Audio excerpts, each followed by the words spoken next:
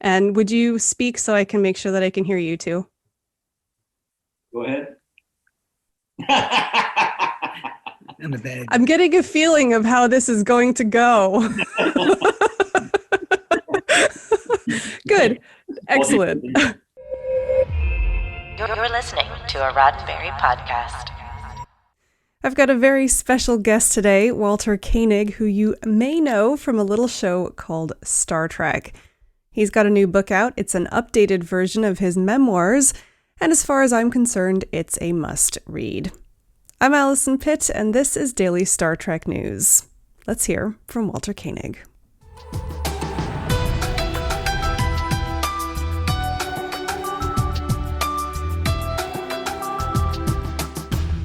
So, the book is Beaming Up and Getting Off, Life Before and Beyond Star Trek, and the author is Walter Koenig.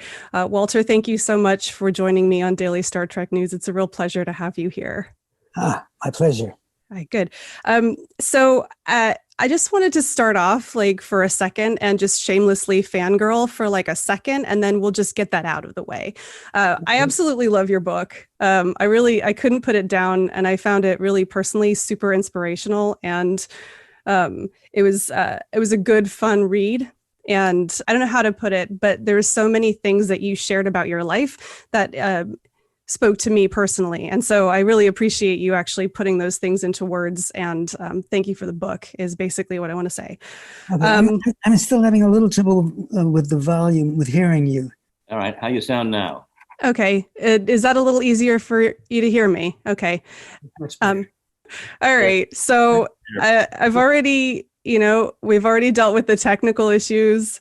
I've already embarrassed myself by being a shameless fangirl. So now I'm going to be super professional and we can actually talk about the book. How does that sound? Well, the volume is fine. I like the fangirl thing better. Oh, okay. Well, there might be other moments. You just stay tuned. So I just want to start off by talking. Okay, in the front of the book, the very first thing you relay this story from the set of Star Trek, which is ridiculous. At the end of the story, of course, you say, right, apart from this story, everything else in the book is true, which I loved. But you're a writer, and so I believe you that everything was true, but how much literary license did you use on some of those stories? No, I left some things out, but Of course. but everything is true. I didn't make up anything. Because the one that really stuck out to me that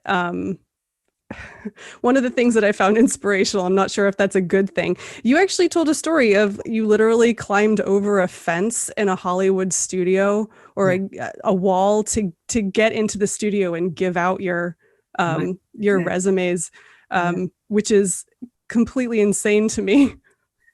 But it seemed to have worked, I never, in thinking about how am I going to get started in Los Angeles. I didn't stay in New York after drama school because I thought the pressure would be so great and I would be rejected everywhere I went. Mm-hmm.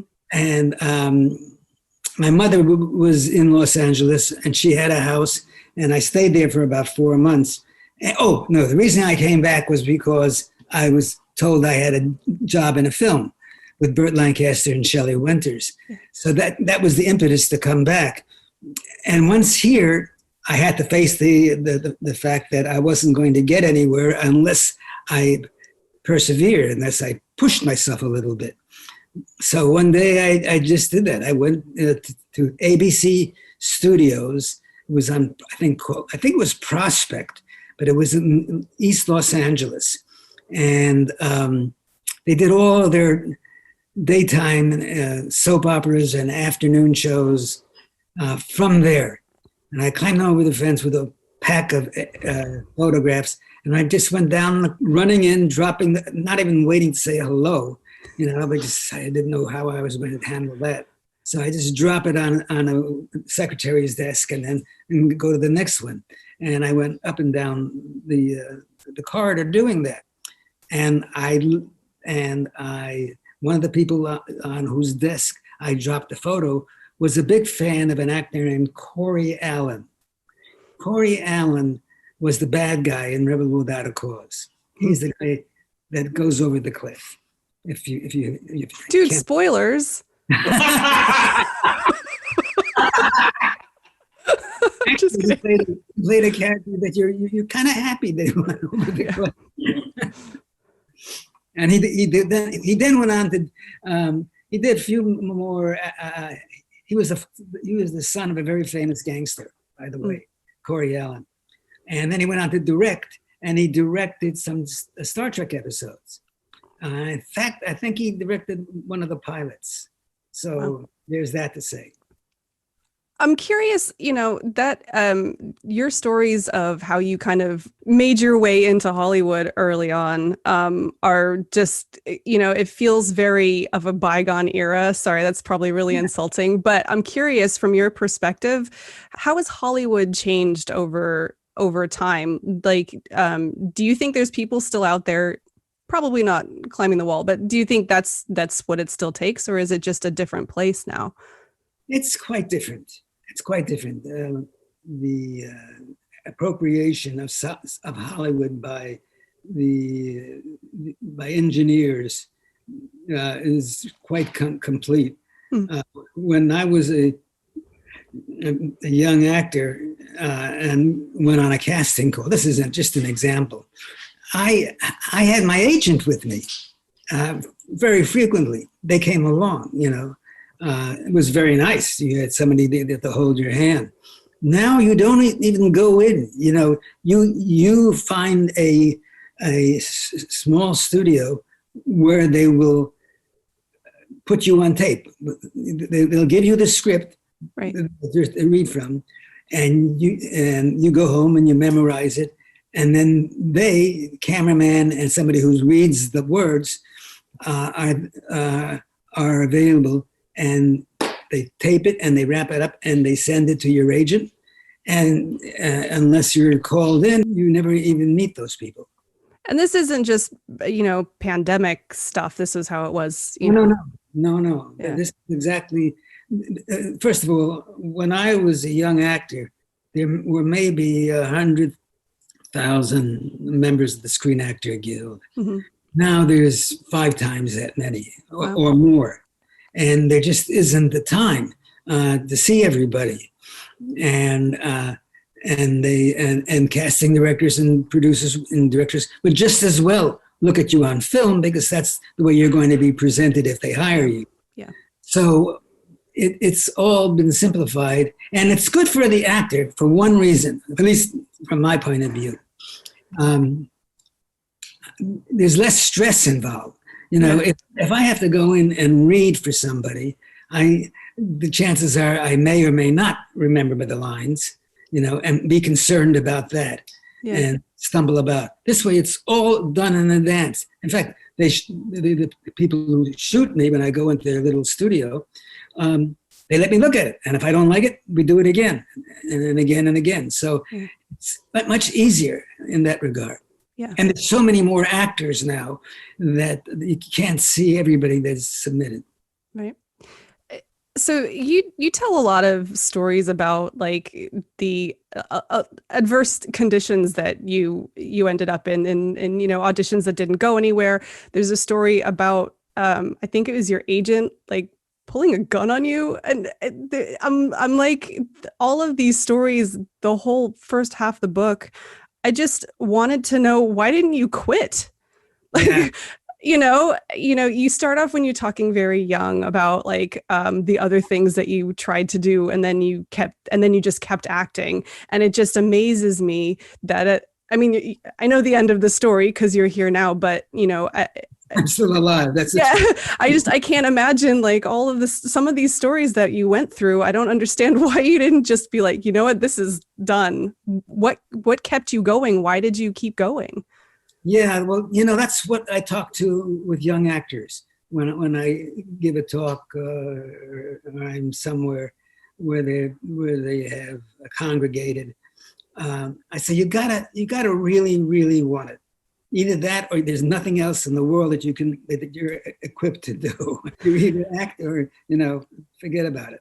And I did suffer the disappointments and the ego abuse that goes with being an actor. That most actors have to traverse at some point. But this is what I knew I could do. This is what I had some very modest talent as an amateur, in schools and summer stock and things like that. And it was the only thing in assessing my talents, it's the only thing that I felt I could be better than just okay.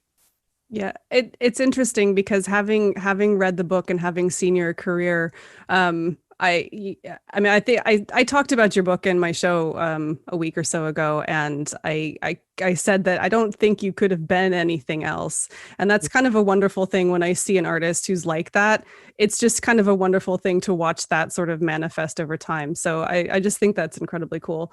I'm curious, like bringing you now, into the future. You talk a lot about the other shoe syndrome, and I wonder, how, you've had your career, and do you still suffer from that? Do you still wait for the other shoe? Yeah, sure. And that was there in place before I was an actor. Yeah. I was waiting for that since the age of 3, I think. But something, the shoe syndrome being that you think that things are going well, the other shoe is bound to drop and everything is going to turn to doo-doo, Yeah. And, it's not a pleasant side to be on, but for me as a reader, I have to say that's one of the inspirational things about your book. It feels like a camaraderie, because I absolutely suffer from exactly the same thing. When things are going well, I'm just waiting for the thing to come around and knock me off. And so to hear someone like you talk about that in such an open manner was actually really comforting. So, thank you. Well, it's an interesting thing. And I didn't understand it when the first half dozen people gave me a summary of their thoughts about the book when they were actually complimenting me about how they feel I was talking to them. Yeah.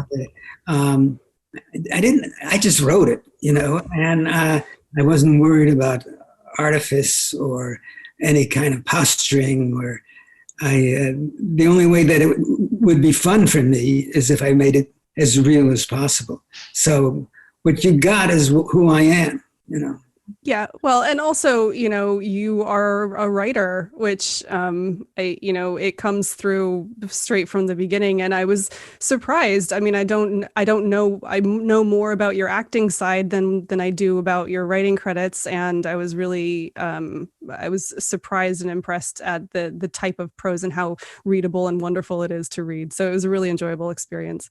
I told you the fangirl would come back. I warned you. So I want to just switch gears a little bit and talk a little bit about Star Trek in particular. And what? What did you say? I'm sorry, I missed that. Yeah, I said who, what, which when you said right. So there's a section in your book that I think is one of the neatest things. It's not, that's not the biggest section, but in the appendix, you actually include the notes that you wrote to Harv Bennett about the Wrath of Khan. And firstly, I just want to say that I think it's really interesting your choice not to mention the whole Khan Chekhov thing. I think it's a really interesting choice, and I highly respect you for that. But that's not what I wanted to talk about. What I wanted to say was, so they asked you to do a Trekkie run of the script, and I found that really, really interesting because it sort of implies that you were that you felt closer to the fans than maybe other cast members or the writers did. So I wanted to find out from you, do you consider yourself a fan of Star Trek? Well, by the way, just to clean that up, I was asked to do a Trekkie run because I read the first draft and the first draft had Spock dying in the second act. And I thought that was absolutely as wrong a decision as you could possibly make. It was Spock, Kirk, and the Enterprise. Right. Those are the icons, and they have. If you're going to get rid of one of them, then it has to be as theatrical and dramatic as possible. Yeah. And I assumed that I was repeating what other people had told Harv Bennett, because that was his first film with us. And to my utter amazement, astonishment, no one had mentioned it. I mean, that's just the literary tenet that you live by. You don't kill off your most important characters, halfway through the story. So I wrote him that note. In fact, no, I called him, and he was rather rude. He said, "Look, I don't talk to actors." And I said, "I'm not calling you as an actor. I'm calling you about your script. And I'm sure you've heard this before, et cetera, et cetera." Well, he hadn't, but he was sufficiently impressed that when, after some consideration, he asked me if I would do a Trekkie run on things that were awkwardly written or not consistent with what we had done. And there weren't a great many things. There were little things, a lot of little things. I don't remember any of them, but I do remember writing back and telling them, we wouldn't say this, we wouldn't do that. They would not be out of camera range. Yeah. I have to say, as a Star Trek fan, like, to you, it probably seems really innocuous, but those notes that you made are things that Star Trek fans, those of us who like needle over every bit of canon, absolutely. I appreciate the level of detail that you gave in those comments. Things like, I think somebody was scripted to say the Klingon neutrality zone, which isn't a thing, and you picked up on that. Or, Kirk would never say aux power. He would say auxiliary power. And little things like that I would never expect an actor to pick up on. But as a fan, you absolutely would. And that's why, like, when we're done, not immediately, but when we're done with this, I plan on taking those notes and going back and watching the film and seeing how many of those things I can spot, because to me, it was as good as like a director's cut. Like, it was really, really interesting, fascinating reading from the point of view of somebody who was watching the movie, or, would be watching the movie, I guess, in the future. And that's kind of why, the question came up, whether you consider yourself a fan, or are you, because you were an actor and because you've been involved in conventions and everything, are you too far on the other side of the mirror to be able to like sit down and watch Star Trek and understand, like, and appreciate the universe?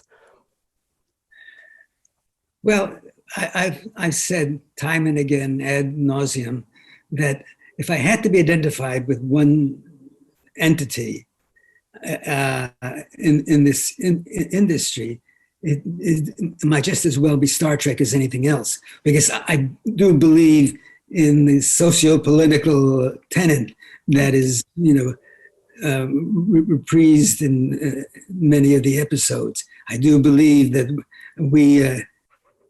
that humanity is a virtue, and that we need to do better by what we can do, by the good things that are the challenge for us. Star Trek had a lot of good stories that made people think and say, well, the future could be a better place, and hopefully it will be. And principally, the simplest thing, the thing that is right in front of your face, and in every story, is that we have those 7 people on the bridge. You have the African American and the Japanese American and the Vulcan and the Russian and the actor the over the top actor.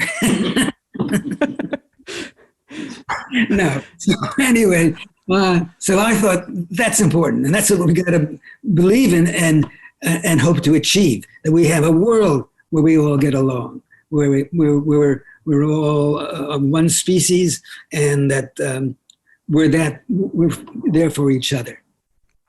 I'm really glad that you said that, actually, because I wanted to quote yourself back at you. There is a quote in here. I'm going to actually read it. Hang on. Because I bookmarked it. Okay. That's the level of nerd that I am. You don't dog ear the pages, though, do you? What's that? You don't dog ear the pages. Oh, no. Oh, no. No, if anything, I have little sticky markers. But no, you're talking generally about conventions. I believe this is in the second part of the book, the more recent editions. And you said, the convention fans I've met are not nerdy people in weird costumes. They're the life's blood of a better world. Believe it. And I read that and I thought, there's a guy who gets it. And, again, speaking as a fan, I really appreciated that sentiment from you. So the title of the book is Life Before and Beyond Star Trek. So I kind of wanted to move sort of beyond Star Trek and talk about, you actually mentioned, believing in the sort of social tenets of what Star Trek does.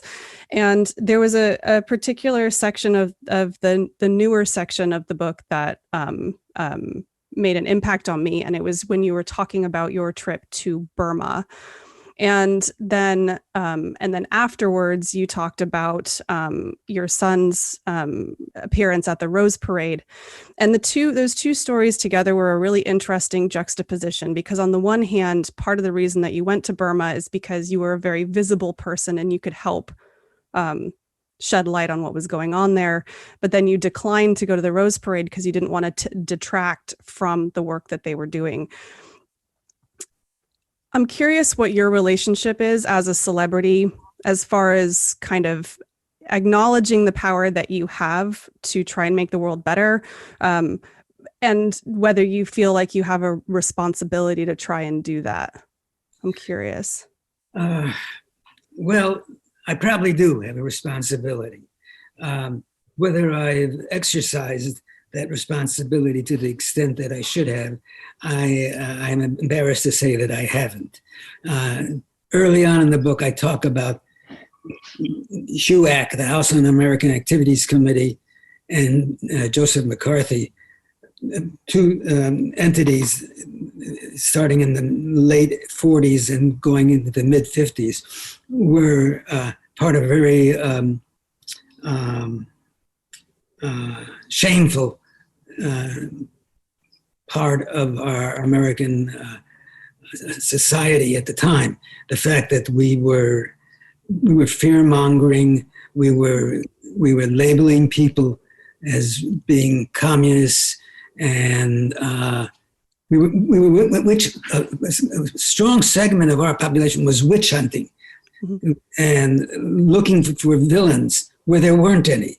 The people who belonged to the Communist Party in the 40s and the 30s were really trying, for the most part. I cannot bring everybody to, because I don't know who everyone was, but I know they were looking to make America better, and they thought this was a roadmap on how to do it. My father was that way. He didn't slip any atomic secrets to anybody, but he proselytized like mad. We'd go out for lunch and there'd be two pretty girls in the next table, and he'd start telling them about the joys and the benefits of living life as a communist. I know it still chokes in my throat, but it scared me. And then we started getting hate mail. And I was 12 years old, and it left me with a very strong impression. So I am the generation of the Koenig family that wasn't as vociferous and militant about political philosophy and mankind. I was afraid we were going to be thrown into detention camps. George Takei actually ended up in a detention camp. I thought we were next. Of course, I didn't know George at the time. So I commend the people who are very active. I commend people who are not afraid to be told that somebody's going to kill them for talking about a presidency under Mr. Biden that it's an insidious, subversive, destructive thing, and it's going to ruin America. There are so many morons who adhere to that, who believe in that. So I believed in it, but I was quiet. So that's a polite way of saying I didn't stand up the way I should have then and now. I mean, I talking to you, and some people will hear what I'm saying, but I've always felt that I should have been more vociferous and more active. And that's the thing. It's one of the great pluses about that I feel is my association with Star Trek, that I got to be part of something that in a way, and not necessarily a aggressively outspoken way, but in a way is trying to encourage that we look at mankind as one great big soul, and that we all have something to contribute and to care about for each other. We just lived through 4 years that I think are just an abomination. And what's that red hat you're wearing? No, you're not wearing a red hat. Okay. Well, that'd be awkward. Yes, if you suddenly whipped it out, particularly. So, of course, I've forgotten the question by now. I was just, I just wanted to have a discussion about, with your celebrity, how, what you feel your responsibility is and how you kind of approach that. I know this is not in any way comparison, but like I have a small YouTube channel and I talk to people on a podcast, and even I feel the weight of, there are people who listen to me. And do I need to do that even when it sometimes upsets me? And it's interesting what you were saying about your childhood. Because we all live through trauma, and I don't want to minimize anybody else's, but it's been a hard couple of years. But I still feel like, when there are causes that need to be talked about, I have a small audience of people who trust me. So I try to go do that. I'm sure it's going to grow. Oh, thank you. But, I think it's interesting what you talk about early in your book is a very real account of what it was like being a child post-war, and a child of immigrants in New York, and being subject to McCarthyism and that sentiment. And it's actually, I thought, I don't know how to put it into words, but I think that's a really, really important part of your book. And that's part of the before part. And you talk specifically about how it affects you, but also it's a good insight into what things were like at the time. It was just a discussion on what you feel now that you have celebrity, how you use that, or what your feelings are on social justice issues. As I advanced into my 8th decade, I'm a little less shy about feelings. So I'm inclined to be a little more aggressive and discuss where we are and where we've been and where we're going, and deal with the concern that I have, and articulate those concerns. That we have to be on the alert. We can't go through another period like we just went through 4 years, or like we went through in the 40s, or like we went through during Vietnam, etc. We've got to try to be better, and that's the world. I'm not just talking about America. There are heinous acts and people who carry so much anger and vilification and are so ready to obviate the good things we do and underscore and emphasize and promote the bad things that happen. It's not just that Trump was a bad guy. It's that he had so many followers, that he had 70 million people vote for him. Yeah. That's what scares me. You know, we're a better country than that. At least I want to believe it. So, yeah. So, just reiterating what I had said earlier, I'm pleased that if I have to be remembered for only one thing as a performer, it's that I am identified with Star Trek, and Star Trek very frequently had something important for us to listen to. Yeah, and I think that you and everybody else who's involved has achieved that. Again, you know, in your words, they're the life's blood of a better world, the fans. And so I hope that's true as well. How old am I? Yeah. I'm 41. No. Tell me. No, I'm 41. My son's going to be 15 next month. I was on 15 years. Whoa. Is that something that we congratulated for? I guess it is. I guess. I don't know. It is. It's funny. You were saying like, oh, and now I'm in my 8th decade. I'm so looking forward to that. I'm so looking forward to the freedom that comes with age. You know, you start to get like, even at my age, like I've noticed the pressures of youth seem to fall away. So I'm very much looking forward to it. Plus you get to do really awesome things like write your memoirs and take a bird's eye view of your life in this like sort of narrative way, which has got to be an interesting undertaking for you, right? It was fun. I truly enjoyed it. It was cathartic because I got to say things that I had only said under my breath at that point. You know? Yeah.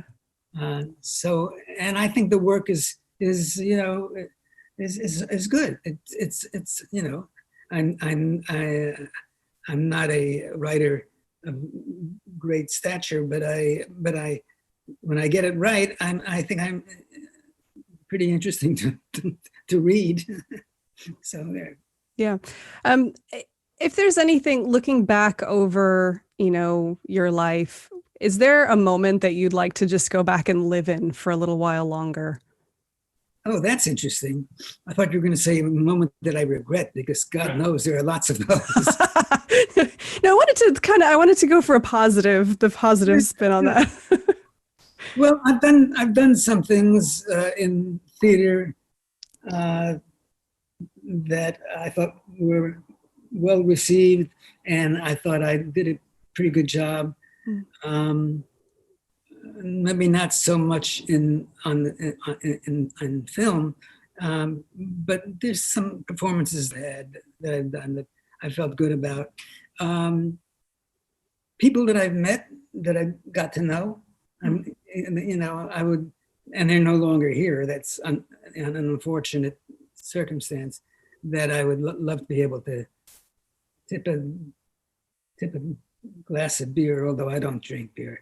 But do something like that with, again, you know, have those kind of exchanges and laughs and empathetic, or is it empathic? I never know that. I'm not sure. You're the writer. Yours should be the wordsmith here. I don't know. Anyway, yeah, things like that. There are probably other things that mean a great deal to me that don't come to mind right now at this moment. Yeah. But, you know. I'll leave you that one to ponder. It's funny because, you know, I was impressed with how well you remember certain events, especially from your youth. I try to think back, and there's a lot that I don't remember. it was interesting to read these from when you were very small. I can't remember the name of the teacher, the beginning of The Other Shoe in the second grade. Like this memory is so vivid. It's Miss Farrell. see, you do. Yeah, you remember. And it's, to follow those narrative threads through, it's amazing. What's next for you? Not necessarily like this afternoon, but I mean, like, what are you doing going forward? I'm looking for a substantial shovel. Are we talking a physical shovel or a metaphorical shovel? No, I'm thinking I'd like to be the one who determines with what instrument I am buried. Oh, okay. Not soon, I hope. I feel like you can get at least one more expanded edition out of your memoirs. Exploit the golden chalice or whatever. One more book. Yeah. No, I'm actually trying to write a novel, and I think the ideas are really good, but expressing them and shaping them, I find like I'm rewriting all the time. So I don't know how far I'm going to get, but it's an unusual approach. I write. The narrative is from the point of view of different people. Oh, interesting. Yeah. And somebody dies in every chapter. What was it you were saying earlier about not killing people off like halfway through the action? Yeah, but see, you're right. I get it. I'm trying to defend myself on that. Now, remind me, have you written a novel before? I know that you've written for television and things like that. I did write a novel that almost no one read. The curious thing was, it was right after Star Trek series went off the air, and I had nothing to do. I had nowhere to go and nothing to do. I had a little baby at home, but I didn't have anything to occupy my life, let alone my creative side, until one day I woke up and I said, I can't go on like this. I'm not receiving, not only am I not receiving any work, I'm not receiving any opportunities, to try to work, to get work. I became a non-person, and I was really having a difficult time handling it. So I decided to write a novel, not having any sense of when it was done, how good it would be, how well would it be received, how many copies I would sell, anything, whether it even be purchased by a publishing company. So that's what I did every day for 3 or 4 hours, and mostly at the library, because we had a little baby at home who was crying a lot. I went and I wrote a bizarre novel called Buck Allison, the Actor Robot. And I showed it to 3 people, 3 professional writers. All 3 of them, incidentally, had written for Star Trek. One was George Clayton Johnson. I don't know if you know that name. He wrote several episodes. Another was, don't remember, very good writer. He wrote a play that was on Broadway called Trekkie, about a Japanese soldier and an American soldier meeting on an island after the war is over, not knowing that the war is over. It was made into a film with Lee Marvin. It played on Broadway. Hell in the Pacific. What? Hell in the Pacific? No. Not that one. That may have been the name in the movie. With Toshiro Mifune. What? It was the film with Toshiro Mifune. Yes. Yeah. Yes, that's say it again. Hell in the Pacific. Hell in the Pacific. Hell in the Pacific. In the movie. Yeah. Anyway, those 2 guys really liked it, and they thought I could get it published without any trouble. The third science fiction writer was the most one with the most celebrity, the most notorious, and the hottest writer of his time, and that was Harlan Ellison. Right. He hated it. Hated it. thought it was terrible. There's nothing precise in the story. There's no precision. And he went on and on. And I say it says something from my fortitude and my restraint that I didn't tell him to, because although I was devastated by the reaction, I was also pretty angry. Anyway, I put it away, put it in the drawer, didn't take it out for 18 years. Then I took it out, I showed it to somebody, and they showed it to somebody else who ran a very small publishing company. They bought it, they published it, didn't sell many copies. Their rights, what's the word? Their rights, they lost their rights to the material, but it was shown to another publisher, another young group of people, and they published it. And when their rights expired, it went to another publisher, and they published it. So I probably had the most publishers and the fewest copies sold of any novelist anywhere. But it was great fun doing it, and I had never taken an English course in college. Yeah. So I felt pretty good about it. It's not a successful book. It's kind of a tongue-in-cheek political fantasy. I wonder if you can still get it. I'm curious now. I'm sure there's some Star Trek fan who overestimated the enthusiasm for it and decided to make a killing. Yeah. Well, it's interesting because it's like it's a piece of your personal history, right? It's that that period that got you through suddenly not being on Star Trek anymore because it didn't exist. So yeah, very interesting. Well, okay, that's what I have from me. I can't speak highly enough about the book. I really couldn't put it down, and it's a little awkward actually speaking to you now because I feel like I know your whole life story. That's what people say to me. They feel a little embarrassed. Yeah. There are definitely parts in here where I was like, should I be reading this?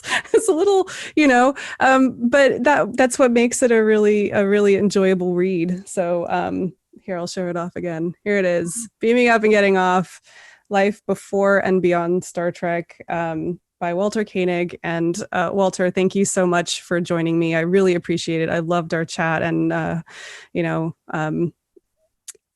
I have no other words. Thank you for being here. In California, Southern California. We might run into each other sometime. Yeah, that would be, well, hopefully not soon, because I don't know if you've heard, but there's a pandemic on. Pan who? but down the line there'd be a convention or something. Do you attend conventions? Sorry? You attend conventions? Yeah, I do. Yeah. So we've probably passed in the hallway half a dozen times at STLV or something like that, but never had the pleasure before today. So it's been wonderful to meet you, and thank you for coming on. Thank you. This is a Roddenberry podcast. For more great podcasts, visit podcast.roddenberry.com.